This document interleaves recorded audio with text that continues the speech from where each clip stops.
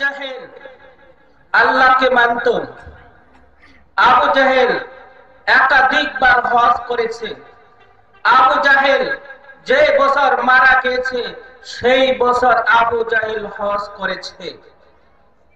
ফেরাউন আল্লাহকে মানত। আবু জাহেল এবং ফেরাউনকে বলা হতো আসমান জমিন কে সৃষ্টি করেছে? তখন আবু জাহেল ফেরাউন এক বাক্যে বলতো আসমান জমিন সৃষ্টি করেছেন আল্লাহ তাআলা।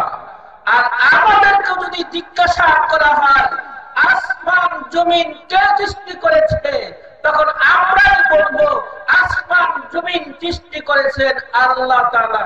তাহলে আবু জাহেল আল্লাহকে মানছে, ফেরাউন আল্লাহকে মানছে, আমরা তো আল্লাহকে মানলাম। তাহলে পার্থক্য কতটুকু? এতটুকু পার্থক্য রয়েছে। আবু জাহেল আল্লাহকে মানছে ঠিক, কিন্তু আবু জাহেল আল্লাহর বিধানকে অস্বীকার করত। কথা বুঝতে পারছেন? পার্থক্য এতটুকু। এই জন্য আবু জাহেল কাফির বলা হয়। কোন মুসলমান যদি এই কোরআনকে যদি অস্বীকার করে, বলেন তো দেখি সে কাফির হবে না? কোন মুসলমান যদি আল্লাহর নবীকে যদি অস্বীকার করে, সেই মুসলমান কাফির হবে না? কোন মুসলমান যদি আল্লাহর বিধানকে, আল্লাহর আয়াতকে যদি অস্বীকার করে, সেই মুসলমান কাফির হবে না? আবু জাহেল আল্লাহর বিধানকে অস্বীকার করত। এই জন্য আবু জাহেল কাফির। কিন্তু আমরা আল্লাহর বিধানকে বিশ্বাস করি, আল্লাহর কোরআনকে আমরা বিশ্বাস করি। কিন্তু ভাইরা আমার, আমাদের দেশের এক শ্রেণী মুসলমানেরা লা ইলাহা ইল্লাল্লাহর প্রতি মুনাফিকি করেছে, প্রতারণা করেছে। কিন্তু আবু জাহেল এই কালেমার প্রতি মুনাফিকি করে নাই, প্রতারণা করে নাই। কারণ আবু জাহেল এগুলো অস্বীকার করত, কিন্তু আমরা এগুলো বিশ্বাস করার পরও আমরা এই কালেমাকে মর্যাদা দিতে পারিনি। আমাদের কালেমা নষ্ট হয়ে গেছে।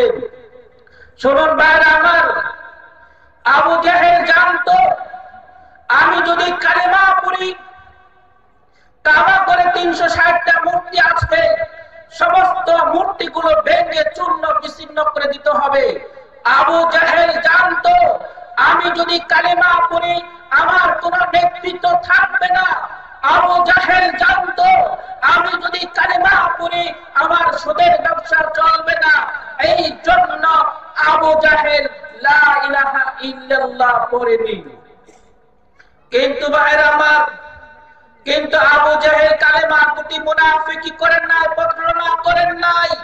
কিন্তু আমাদের দেশের এক শ্রেণীর মুসলমানেরা কালেমা পড়েছে, লা ইলাহা ইল্লাল্লাহ পড়েছে, আবার সেই মুসলমান মাজারে গিয়ে সিজদা করে। বুঝবে তার কালেমা নষ্ট হয়ে যাবে।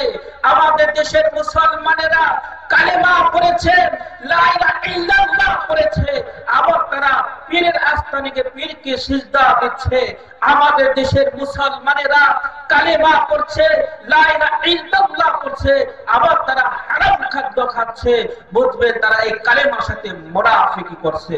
শুনুন ভাইরা আমার, আজ আমাদেরকে তাওহীদ, এক আল্লাহর হুকুম, এক আল্লাহর ইবাদত করতে হবে। কোন মুসলমান যদি আল্লাহর ইবাদত করে, কোন মুসলমান যদি আল্লাহ তাআলার গোলামি করে, সেই মুসলমান কোনদিন অন্যায় কাজ করতে পারবে না।